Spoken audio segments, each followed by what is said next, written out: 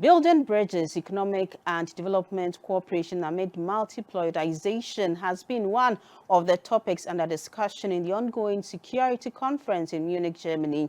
Journalists covering the conference posed questions to President John Mahama, who has been invited to the conference. One of the questions bordered on the economic measures that a developing country like Ghana is adopting to withstand the impact of recent decisions taken by U.S. President Donald Trump.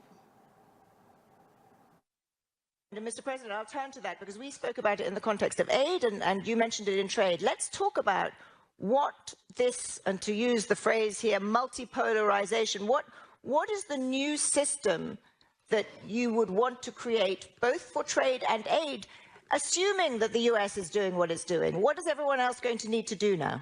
Well, self-reliance is not only at the national level, but on the continental level. And there's good news coming out of Africa, like she said. Most countries have ratified the protocol on continental free trade in Africa. And that trade is beginning to grow steadily.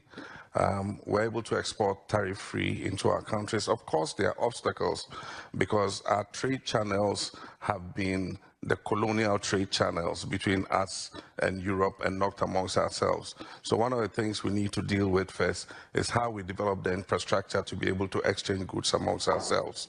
Already, most countries are allowing free movement of people, and so if we have free movement of goods and services across the continent, I think that it will fill a huge gap in South-South trade, and that will benefit all our countries.